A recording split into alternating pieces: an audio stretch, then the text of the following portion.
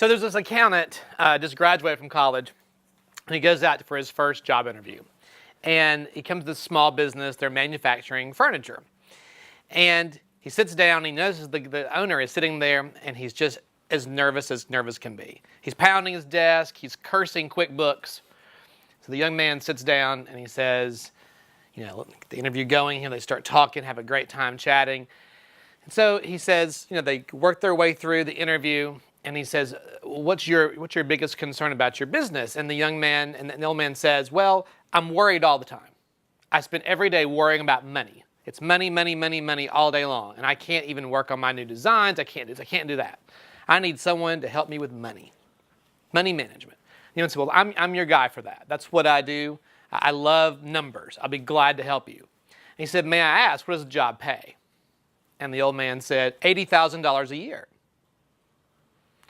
And the young man said, if you're so worried about money, how in the world can you afford to pay me $80,000? He said, that's no longer my problem. That's your worry, not mine. But that's the way startups are. We have to always think about every part of the operations. Now, I consider myself a creative. And for a while there, I thought I was in this weird little niche group, but I'm not. Because everyone in the business world is a creative. We could argue and say, we're going to find out when the new Steve Jobs movie comes out, how will it portray him as a true innovative businessman or just the guy with the idea that was forceful enough to make it all happen?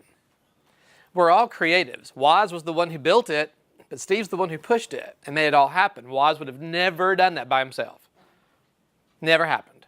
He would have sat in his little cubicle and been just fine creating things all day long. Steve made it happen. So we're all creatives. We're creatives in different worlds, whether you're developing a writing program like me, or if you're going to invent the new spaceship that takes us beyond our galaxy. We're all creatives. But it's all about the mindset. So that gentleman in the story, he had a very fixed mindset at one point, but then a growth mindset. So for us, I think mindset's a very important thing because running a business is hard. Day in, day out. There is worries all day long. And we started in our basement. Okay, so I was a writing consultant for, at that point, 11 and a half years when Frida and I got married. So Frida is my C of operations, wave. I let her handle the operations side, the numbers. I handle the development side. But I still have to worry about it all. Okay, but back in those days, it was our basement of our house out in Muscle Shoals that our kids had the toys in that, much to their dismay, one day I took them all out the door and pulled the carpet up and built a little office in the corner and built a studio. Because what I was doing in schools in teaching kids how to write, descriptives, narratives, explanatories, persuasive essays, getting them ready for tests, I realized I could videotape all that and push this out on a weekly basis to teachers, okay? And stay at home and not have to travel so much and cut expenses down. Great idea. How do you make that happen? So I got a buddy of mine to help me film the videos. I found this product one night at like 2 in the morning when I couldn't sleep called Z-Mags. We taught it to ourselves because there was no training to go to. It's built in the Netherlands. And so you had to be willing to work all day long at your day job, come home, do family stuff, put kids in bed, and then go downstairs and work till 2 or 3 or 4 in the morning, get up and go again. That's what you have to do. And so we did that for a while. We basically said, hey, how much money do we need to keep this thing afloat without paying anybody? Maybe paying ourselves a little rent on the space to help sustain things, just so if we're building a real budget, we haven't forgotten the fact that a business has to pay rent somewhere, okay? How do you make all that work? So we said, here's the amount of money we need to operate for a year. Let's go find pilot schools to pilot this thing, and they paid us $500 or $1,000 a piece for a year subscription. And we stayed in the black doing that. So our dream was, okay, let's go get a building. We found a building in Sweetwater. We loved it. This is our building. We're going to make the downstairs, the offices, and we're going to hire a graphic artist, and we'll do some ad stuff, and we'll let that help sustain, and we'll have the studio upstairs. It's going to be great. And they turned us down. They said, we don't want you.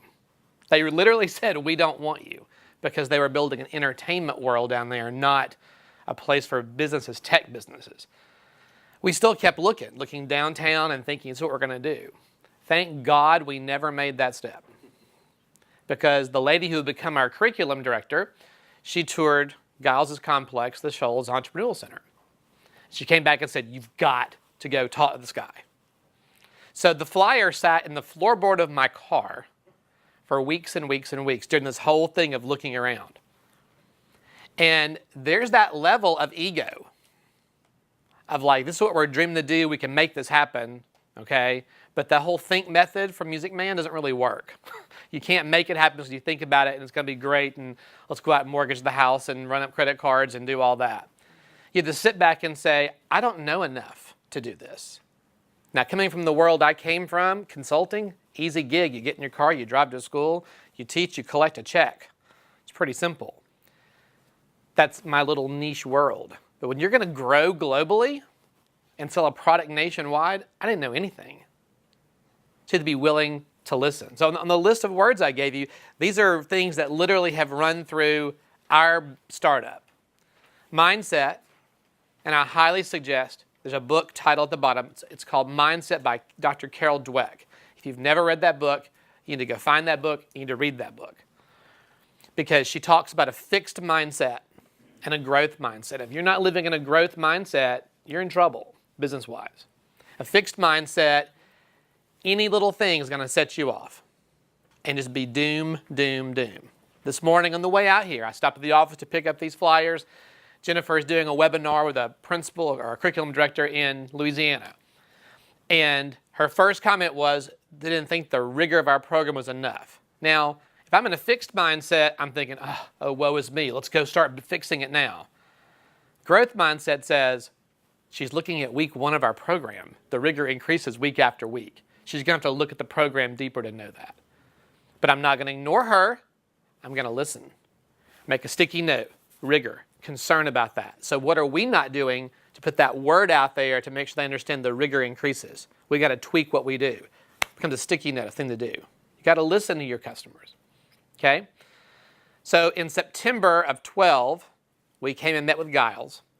And I call things clicks. Steve Jobs called it connecting the dots. Oprah calls them aha moments. It was, for me, it's called clicks. Things that, like, okay, this fits together. And so in talking to Giles, he took us back and showed us a space. He said, now don't look at the carpet. Don't look at the walls. You know, I wasn't. But I was like, this is our space. We walked back into a little warehouse in the back that had water dripping from the ceiling. And I was like, this is our studio. This is it. High ceilings is perfect. So we got there. He let us come in. We got going. And we started going through due diligence. Now, I had no idea what that was. Had no clue, but I nodded a lot and smiled. We had a business plan that was probably, if I were to show that to Janet, she'd probably laugh her head off because we didn't know what we were doing. Templates on the internet did not really help us the way they need to do. But we didn't have any advice, but we found advice through Giles and the team that came together to help us build a plan. We went in December and presented to an angel investment group. And we didn't get any investment. We had 1 or 2 interested people on very low level that was nowhere near where we needed to be. Fortunately, we found someone who did believe in our dream. Okay? So in January of 13, off we went. We had investment, our seed money, and startup. We got to hire our staff and move forward. So as we were doing all that, we had to be realistic. Now, I'll tell you, we sat down with a budget of that net year of 2013 and said, here's what we're going to do. Here's the money we're going to make. And little did we know, we didn't have the right product. It was called VV Language Arts, Virtual Village Language Arts. And it covered everything a language arts teacher would need. And we got an outside sales team out of Boston and tried to sell that. They didn't sell anything. So you're thinking, okay. So fixed mindset would tell you, oh my gosh, this is a bad idea. What have we done? But literally, after about 5 months of that and tracking that and looking at the market and continuing research and data, we realized we had the right product. It was called the wrong thing and organized the wrong way. It did not reflect what I was literally doing in the classrooms when I would go service school for a week. And I thought, this is what worked. Why does our program not match that exactly? That's where the research is. That's what happened. That's the daily practice of writing and teaching writing to kids and to teachers for job-embedded PD. Ooh, whole new world. It's not just teaching kids, it's teaching teachers how to teach writing. So we learned how to adapt. And that's where we went. You have to be willing to adapt. We listened, and literally within a few hours, we had changed the name of the product. We started reorganizing. We started rebuilding. So technically, then we started an inside sales team. Frida built an inside sales team. We hired people to come in and start calling schools. So literally, we kind of got into that in the spring of 14, but really hit the ground running with it in the fall of 14. So we've gone from 0 to starting now to see sales exceeding our expenses. But it's taken a while. It takes patience. It takes all 4 of these words. I just did a blog on LinkedIn a couple weeks ago called You Have to Listen. If we had not listened to Giles, to our due diligence team, to our investor, to our customer, if we had not been willing to listen in that growth mindset, our doors have been closed a year ago. And that's my biggest advice, because I come to this as a creative in a business world. But for all of us who are in this gig, and whether your business has been around for 6 months, 3 months, it's an idea in your head, or been around for 5 years, I think these 4 words are what we're living every single day. And it's how we're seeing our success starting to grow and to build our company.